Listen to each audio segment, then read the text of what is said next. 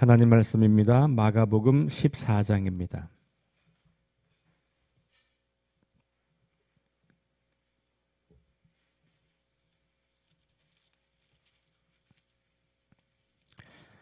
마가복음 14장 1절부터 31절까지 말씀입니다. 우리 함께 말씀을 봉독합니다. 이틀이 지나면 유월절과 무교절이라 대제사장들과 서기관들이 예수를 흉계로 잡아 죽일 방도를 구하며 이르되 밀란이 날까 하노니 명절에는 하지 말자 하더라. 예수께서 베다니 나병 환자 시몬의 집에서 식사하실 때에 한 여자가 매우 값진 향유 곧 순전한 나드 한 옥합을 가지고 와서 그 옥합을 깨뜨려 예수의 머리에 부으니 어떤 사람들이 화를 내어 서로 말하되 어찌하여 이 향유를 허비하는가? 이 향유를 300데나리온 이상에 팔아 가난한 자들에게 줄 수 있었겠도다 하며 그 여자를 책망하는지라. 예수께서 이르시되 가만두라. 너희가 어찌하여 그를 괴롭게 하느냐? 그가 내게 좋은 일을 하였느니라. 가난한 자들은 항상 너희와 함께 있으니 아무 때라도 원하는 대로 도울 수 있거니와 나는 너희와 항상 함께 있지 아니하리라. 그는 힘을 다하여 내 몸에 향유를 부어 내 장례를 미리 준비하였느니라. 내가 진실로 너희에게 이르노니 온 천하에 어디서든지 복음이 전파되는 곳에는 이 여자가 행한 일도 말하여 그를 기억하리라 하시니라. 12 중에 하나인 가롯 유다가 예수를 넘겨주려고 대제사장들에게 가매 그들이 듣고 기뻐하여 돈을 주기로 약속하니 유다가 예수를 어떻게 넘겨줄까 하고 그 기회를 찾더라. 무교절의 첫날 곧 유월절 양 잡는 날에 제자들이 예수께 여짜오되 우리가 어디로 가서 선생님께서 유월절 음식을 잡수시게 준비하기를 원하시나이까 하매 예수께서 제자 중에 둘을 보내시며 이르시되 성내로 들어가라. 그리하면 물 한 동이를 가지고 가는 사람을 만나리니 그를 따라가서 어디든지 그가 들어가는 그 집 주인에게 이르되 선생님의 말씀이 내가 내 제자들과 함께 유월절 음식을 먹을 나의 객실이 어디 있느냐 하시더라 하라. 그리하면 자리를 펴고 준비한 큰 다락방을 보이리니 거기서 우리를 위하여 준비하라 하시니 제자들이 나가 성내로 들어가서 예수께서 하시던 말씀대로 만나 유월절 음식을 준비하니라. 저물매 그 12를 데리시고 가서 다 앉아 먹을 때에 예수께서 이르시되 내가 진실로 너희에게 이르노니 너희 중에 한 사람 곧 나와 함께 먹는 자가 나를 팔리라 하신대 그들이 근심하며 하나씩 나는 아니지요 하고 말하기 시작하니 그들에게 이르시되 12 중에 하나 곧 나와 함께 그릇에 손을 넣는 자니라. 인자는 자기에 대하여 기록된 대로 가거니와 인자를 파는 그 사람에게는 화가 있으리로다. 그 사람은 차라리 나지 아니하였더라면 자기에게 좋을 뻔하였느니라 하시니라. 그들이 먹을 때에 예수께서 떡을 가지사 축복하시고 떼어 제자들에게 주시며 이르시되 받으라 이것은 내 몸이니라 하시고 또 잔을 가지사 감사 기도하시고 그들에게 주시니 다 이를 마시매 이르시되 이것은 많은 사람을 위하여 흘리는 나의 피 곧 언약의 피니라. 진실로 너희에게 이르노니 내가 포도나무에서 난 것을 하나님 나라에서 새 것으로 마시는 날까지 다시 마시지 아니하리라 하시니라. 이에 그들이 찬미하고 감람산으로 가니라. 예수께서 제자들에게 이르시되 너희가 다 나를 버리리라. 이는 기록된 바 내가 목자를 치리니 양들이 흩어지리라 하였음이니라. 그러나 내가 살아난 후에 너희보다 먼저 갈릴리로 가리라. 베드로가 여짜오되 다 버릴지라도 나는 그리하지 않겠나이다. 예수께서 이르시되 내가 진실로 네게 이르노니 오늘 이 밤 닭이 2번 울기 전에 내가 3번 나를 부인하리라. 베드로가 힘있게 말하되 내가 주와 함께 죽을지언정 주를 부인하지 않겠나이다 하고 모든 제자도 이와 같이 말하니라. 아멘. 네, 이제 마가복음을 6개의 단원으로 나눈다고 할 때에 마지막 6번째 단원으로 들어오게 됐습니다. 6번째 단원에서는 예수님을 하나님의 아들로 고백하는 그런 단락입니다. 1단원은 예수님을 선생님으로 이해를 했다면, 두 번째 단락에서는 선지자, 선생님은 가르치는 사람이고 선지자는 능력을 행하는 사람이죠. 예수님의 행하시는 것들을 보면서 예수님이 단순한 선생님이 아니라 선지자인가 보다라는 생각을 하게 되는 거고, 세 번째 가면 메시아라고 사람들이 보게 돼요. 그러나 물론 그때 보았던 메시아는 그들이 오랫동안 기다려왔던 정치적인 독립을 이룰 그런 메시아로 생각하는 것이죠. 그러다가 이제 4단원으로 넘어오면 어떤 메시아냐? 그들이 기대하던 메시아가 정말로 정치적인 메시아일 뿐이냐? 그게 아니다 라면서 4, 5, 6단원에 메시아이신 예수님을 소개하는 거예요. 4단원에서는 인자 예수님, 그래서 정치적 권력을 가지고 나라를 독립시키는 메시아가 아니라 인자가 스스로 사람들의 생명을 위해서 자신의 생명을 내어줌으로써, 그럼으로써 온 세상을 회복하고 구원할 인자로서의 메시아의 모습을 보여주었고, 5단원에서는 다윗의 자손, 그래서 구약시대 때부터 기다려왔던 그 다윗의 자손으로서 다시 말하면 심판하러 오실 왕이라는 개념이죠. 다시 오실 왕 이런 말인데, 예수님은 이 땅에 심판자로 오시는 거다. 그래서 예수님의 죽음과 더불어서 하나님을 제대로 이해하지 못하고 하나님의 뜻과 반대되는 삶을 계속 살고 있는 사람들을 최종적으로는 심판하실 거다. 그 심판주로서의 메시아를 이야기를 한 거고요. 마지막 6단원에 오면 이제 하나님의 아들 예수 그리스도, 그래서 마가복음이 1장 1절 시작할 때 하나님의 아들 예수 그리스도의 복음의 시작이라 이렇게 시작을 하잖아요. 그 하나님의 아들 예수 그리스도, 이것이 이제 완성되면서 예수님께서는 그냥 메시아 혹은 그냥 사람, 그냥 어떤 왕 이런 게 아니고 하나님의 계획을 가지고 이 땅에 오셔서 하나님의 마음으로 사람들을 사랑하고 사람들을 대신해서 죽으시고, 그리고 하나님의 아들로서 우리의 구원자가 되시는 분이다 라고 하는 것을 이야기하게 되죠. 그리고 이제 마지막 부분에 가면 백부장이 십자가 달려 죽으시는 예수님을 보면서 이는 하나님의 아들이다 라고 하는 고백을 하게 돼요. 어쨌든 이 6개의 단락에 오늘 이제 마지막 단락으로 들어왔고, 마지막 단락의 내용상의 핵심은 예수님께서 십자가에서 죽으시는 거예요. 실은 복음서는 예수님의 행적을 기록한 책이긴 하지만 그 초점이 십자가에 와 있는 거예요. 결국은 십자가를 향해서 예수님은 계속 걸어오셨고, 그리고 십자가에서 죽으심으로 하나님의 아들 메시아로서의 사명을 다하게 되는 그런 결말을 맞이하게 되는 겁니다. 마가복음이 계속해서 반복해서 우리에게 보여주고 있는 것은 예수님에 대한 이해의 수준이 어디냐라는 거예요. 그리고 참된 회심이라고 하는 것은 예수님에 대한 이해가 점점 깊어져 가고 그 예수님을 온전히 하나님의 아들로 메시아로 구원자로 고백하게 될 때 그 고백에 자신의 인생을 내어 맡기는, 다시 말하면 내가 믿는 바대로 반응하는 그런 모습이 진정한 회심이다라는 것이고, 그렇게 본다면 마가복음에서는 제자들은 여전히 회심을 향해 가고 있는 과정 중에 있는 사람들로 묘사가 됩니다.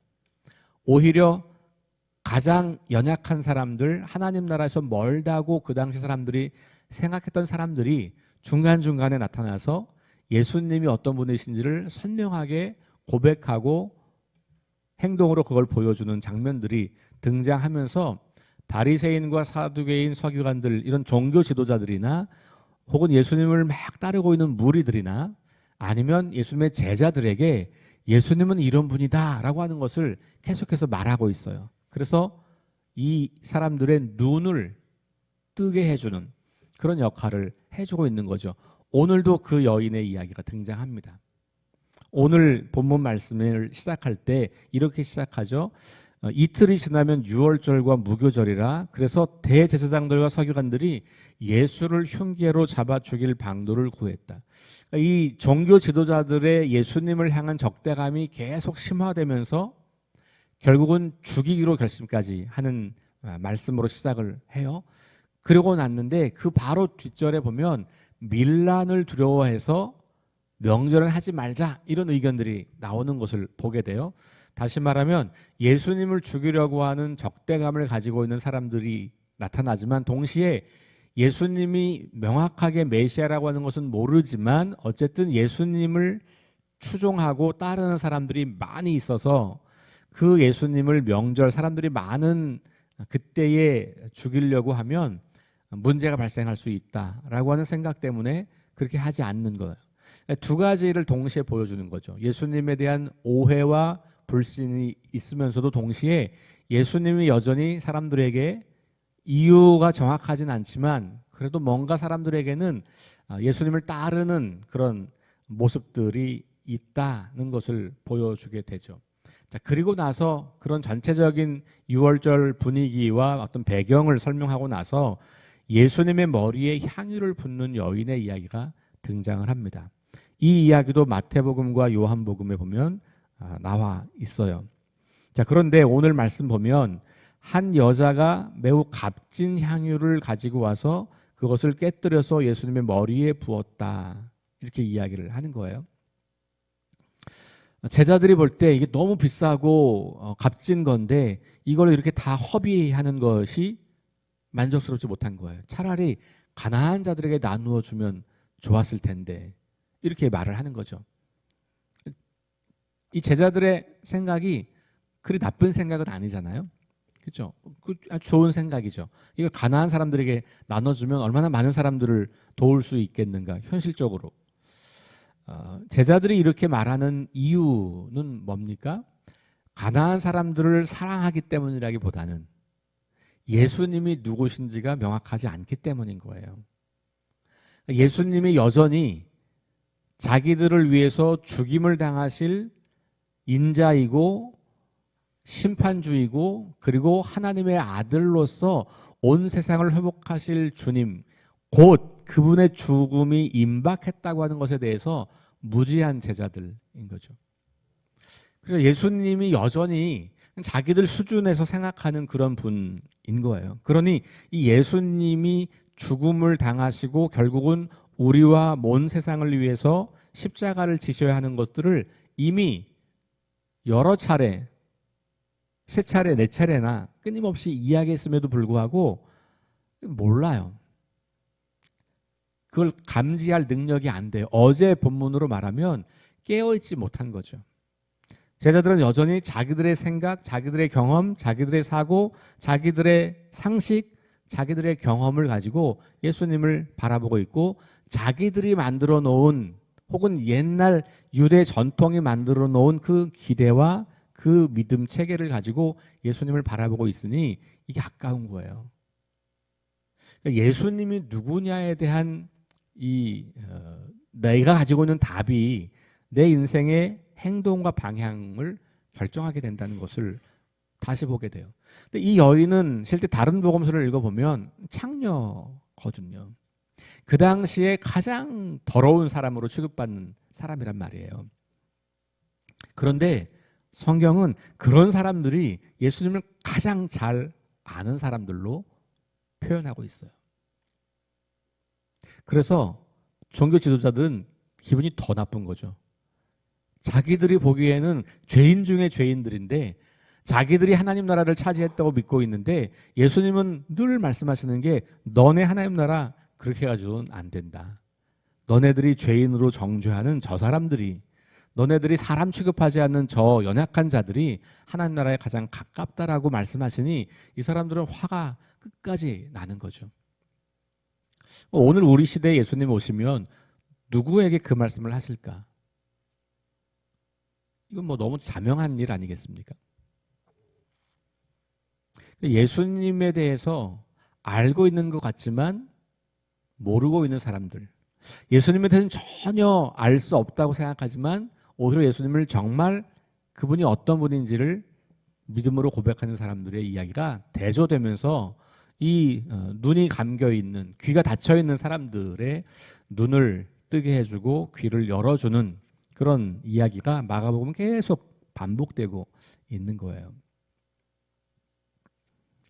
자, 오늘 그래서 이 여인에게 예수님께서 뭐라 그럽니까? 이 여인의 행위에 대해서 제자들에게 가만둬라 이렇게 말하면서 뭐라고 말하냐면 나의 죽음을, 내 장례를 미리 준비하려는 것이다. 요 말이 이 여인은 내가 누군지, 내가 뭘 하려고 하는지를 정확히 알고 있다라고 하는 표현인 거죠. 그러니 그가 하는 일을 그냥 두어라. 그러면서 오히려 뭐라고 말하냐면 이 여인의 이야기가 복음이 전파되는 모든 곳에서 기억되고 전해지게 될 거다라는 거예요. 이런 큰 칭찬이 어디 있어요? 그죠? 근데 지금 이 주변에 있는 사람들은 이 여인이 꼴도 보기 싫은 거예요. 그런데 예수님은 복음이 전해지는 곳마다 이 아름다운 이야기가 전해질 거다, 기억될 거다라고 말하고 있는 거죠. 자, 그리고 나서 또 반대 이야기가 나오죠. 제자 중에 한 사람, 바리새인이나 종교 지도자들이 아니고 그 제자 중에 한 사람이 예수님을 배신하는 이야기가 곧바로 또 등장합니다. 그러니까 이게 지금 계속 극과 극을 왔다 갔다 하면서 이야기가 진행되고 있는 것을 봐요. 그래서 유다가 예수님을 배반하는 이야기죠. 그러니까 유다가 예수님을 따랐던 그 이유와 목적이 있겠죠. 예수님에 대한 기대가 있었겠죠. 예수님에 대한 이해가 있었을 겁니다. 자기가 아무리 봐도 예수님은 내가 원하는 것을 이루어 줄 수 없는 분이겠네라는 결론을 내린 거고, 그래서 그 예수님을 팔아넘기기로 결정하는 것이죠. 내가 알고 있는 예수가 아니기 때문에 내가 변하는 게 아니라 예수를 죽이는, 예수를 배반하는 일에 가담하는 거예요. 이게 옛날 유다의 이야기만이 아니라 오늘 우리의 모습일 수도 있다는 생각을 해보면 참 두려운 거죠. 내가 기대하고 내가 원하는 예수가 아니어서 내가 달라지는 게 아니고 예수님을 버리는 거예요. 오늘날 그런 사람들이 여전히 있을 수 있다는 거고, 우리에게도 그것이 예외가 아닐 수 있다. 우리가 명시적으로 내가 뭐 돈을 주고 팔아서 예수님을 버리는 게 아니라 할지라도 마음에서는 여전히 예수님과 거리가 멀 수 있다. 여기 대표적으로 유다만 나왔지만 다른 제자들도 실은 다 비슷한 마음을 가지고 있는 거예요. 그러니 마지막까지도 예수님을 온전히 신뢰하지 못하게 되고, 심지어는 마가복음 마지막 부활의 이야기에서도 부활했다는 소식에 대해 듣고도 믿지 않잖아요. 여전히 자기들의 생각과 자기들의 수준에서 예수님을 이해하고 싶은 거고, 자기들이 믿고 싶은 대로 예수님을 믿는 거예요. 자기들이 만들어 놓은 틀 안에서 예수님을 바라보려고 하는 것이죠. 도무지 그 틀을 깨고 나와서 하나님이 우리에게 말씀하시고 예수님께서 말씀과 삶으로 보여주시는 그 모습은 내가 별로 나에게 이렇게 다가오지 않는, 그건 나도 손해를 봐야 되는 거고 내 이익을 내려놓아야 하는 것이 있을 거고, 계속 끊임없이 그런 도전들이 있는 거거든요. 그게 마땅치 않은 거예요. 그러니까 이게 예수님을 3년이나 따르는 제자들 모습에서도 이런 모습들이 여전히 드러나고 있음을 복음서는 보여주고 있는 거예요. 그러면서 오늘 예수님을 따르고 있다고, 믿고 있다고 하는 우리들의 모습을 돌아보도록 그렇게 거울 역할을 해주고 있는 겁니다. 자, 그런 배반을 하려고 하는 제자가 있음을 알면서도 예수님은 여전히 마지막까지 그런 제자들을 포기하지 않으시죠. 6월절 마지막 식사를 하는 장면이 그 뒤에 이제 나오고 있고, 여기도 이제 그 이야기를 통해서 예수님의 제자들을 깨닫게 해주는 거예요. 자기들은 예수님을 따라다니는 제자들인데 낯선 사람이 예수님의 6월절 식사 테이블을 준비하게 되는 거잖아요. 자기들은 전혀 알지 못하는 사람인데 가서 이야기하니까 그걸 준비해 주는 사람이 있는 거예요. 제자들은 궁금해야 돼요, 사실. 어떻게 이런 일이 일어나지? 어떻게 예수님은 이런 여인을 칭찬하시지? 어떻게 이 집 주인은 예수님이 누군지 알고 유월절 식사를 마련해주는 공간을 우리에게 내어주지? 궁금한 일이잖아요. 근데 이 제자들은 지금 계속 깨닫지 못하는 거예요. 그냥 그런가 보다. 뭐 그런 일이 있나 보다. 이런 사건들 하나하나, 내 주변에서 일어나고 있는 일들 하나하나를 가만히 들여다볼 때 예수님이 어떤 분이신지에 대한 사인이 계속해서 나타나고 있는 것이죠. 그리고 이제 오늘 이야기는 요한복음에서는 명확히 표현되지만, 오늘은 이 마가복음에 명확히 표현되지 않지만, 유월절 식사를 통해서 자신이 유월절 어린 양으로 희생되어서 모든 생명을 구원하시게 될 거다라고 하는 그런 이야기를 이제 암시하고 있는 거예요. 24절에 보면 22절부터 26절 사이, 오늘 우리가 오늘 이 시대도 성만찬을 할 때 인용하는 본문이잖아요. 자신의 몸과 자신의 피를 다 내어주는, 이게 이제 어린 양이죠. 그러니까 유월절 어린 양, 그래서 희생양, 희생하여 다른 사람의 생명을 살리는 그 일. 예수님은 지금 마지막 십자가의 죽음을 앞두고 그런 이야기들을 제자들과 계속 하고 있는 거죠. 여인의 행동을 통해서도, 자신을 위해서 공간을 준비해주는 무명의 집주인을 통해서도, 그리고 이 식사하면서 예수님께서 하시는 직접 말씀을 통해서도 일관되게 나는 인자요, 심판주요, 하나님의 아들로서 모든 사람들의 생명을 구원하기 위해서 나 자신을 내어주는 존재로 이곳에 와 있고, 이제 그 일이 내 눈앞에 있다라는 것을 이야기해 주는 거죠. 그러니까 하나님 나라에서 새 것으로 마시는 날까지라고 하는 이 표현을 통해서 보면, 이제 예수님께서 하나님 나라의 완성을 기대하는, 그걸 암시하면서 그때까지, 그때 완전히 새로워질 그때까지 이제 내가 다시는 이걸 마시지 않겠다, 뭐 이런 말씀을 하시면서 마무리를 해요. 그리고 이제 예수님께서 제자들이 부인할 거다, 너희들이 나를 버리게 될 거다라고 하는 청천벽력과도 같은 말씀을 하시고, 제자들은 깜짝 놀라서 절대로 그런 일이 없을 거라고 베드로도 말하고 다른 제자들도 모두 말하는 장면으로 오늘 이야기는 종결이 됩니다. 자, 지금 이제 오늘 보았던 이런 말씀들 안에서 결국 예수님께서는 진정한 메시아로 이 땅에 오셔서 우리의 개인뿐 아니라 온 세상을 회복하시고 구원하실 분. 그런데 그걸 하기 위해서 뭘 하냐 하면 자신이 기꺼이 죽음을 향해 걸어가는 거예요. 세상 사람들의 기준으로는 도무지 이해가 안 되는 것이죠. 구원자가 스스로 죽는다? 말이 안 되는 것이죠. 그러니까 하나님 나라의 가치와 세상 나라의 가치가 완전히 거꾸로라는 것을 다시 예수님의 죽음을 통해서도 우리에게 말해주고 있는 것이죠. 저와 여러분들이 알고 있는 예수님, 그동안 오랫동안 신앙생활 하시면서 성경을 읽고 말씀을 듣고 성경 공부도 하고 여러분들이 그려왔던 예수님의 모습, 그 안에 온 세상을 회복시키시는 그 예수님, 그리고 그걸 위해서 자신을 기꺼이 내어주는 그 예수님의 모습을 우리가 믿음으로 고백하고 있다면, 우리가 그 예수님과 더불어서 그 하나님 나라의 백성으로 이 땅을 살아가는 사람으로서 우리도 자신을 내어주는 그 희생의 사랑을 여전히 따라가야 할 사람들인 것이죠. 평생의 과제인 것 같습니다. 쉽지가 않죠. 나를 내어준다는 게, 내 것을 포기한다는 것, 내 것을 양보한다는 것, 내가 손해본다는 것, 내가 죽는다는 것, 정말 어려운 일입니다. 그런데 하루하루 일상의 아주 작은 것들을 통해서 그런 것들을 연습하면서 끊임없이 우리를 위해서 모든 것을 내어주신 주님을 따라가며 그 주님의 거룩하심에 이르러가는 저와 여러분 될 수 있기를 주의 이름으로 축원합니다. 기도하겠습니다. 하나님 감사합니다. 예수님께서 누구신지에 대한 질문을 계속 우리에게 던져줍니다. 오늘날 이 땅에 있는 사람들도 예수님을 어떻게 이해하는가에 따라서 반응이 다르고 삶의 모습이 다른 것을 우리가 기억합니다. 오랜 세월 교회라고 하는 틀 안에서 예수님을 믿고 구원받은 백성이라고 자부하던 우리들도 다시 말씀 앞에 세워 봅니다.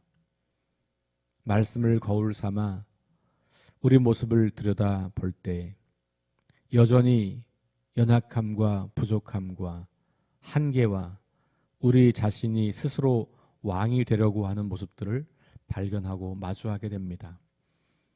왕으로 이 땅에 오셨지만 모든 것을 내려놓고 십자가의 죽음을 맞이했던 그 예수님의 그 모습을 바라볼 때 하나님 나라에서 산다고 하는 것은 그렇게 자신을 끊임없이 내어주며 하나님을 왕으로 인정하고 사는 것, 그래서 손해와 어려움과 불편함을 기꺼이 감내하는, 온 세상을 회복하기 위해서 기쁨으로 나 자신을 내어놓는 그런 삶을 살아가는 것이 하나님 나라의 삶인 것을 우리가 다시 기억합니다. 내 마음에 소용돌이치는 여러 가지 감정들 속에서 중심을 잘 잡고 오늘도 하나님 나라의 삶을 넉넉하게 살아낼 수 있도록 우리를 붙잡아 주옵소서. 예수님 이름으로 기도합니다. 아멘. 우리 함께 합심해서 기도합니다. 성령의 능력으로 하나님 나라를 증언하고 살아내게 하소서. 하나님 말씀이 기준이 되게 하소서. 질병, 전쟁, 자연재해, 가난과 억압으로 고통당하는 사람들을 치유해 주소서. 거룩한 습관을 형성하여 균형 있는 성장을 이루게 하소서. 다음 세대에게 하나님 나라 복음을 전수하게 하소서. 창조 질서 회복을 위해서 힘쓰게 하소서. 우리 함께 합심해서 기도하시고 개인 기도하고 돌아갑니다.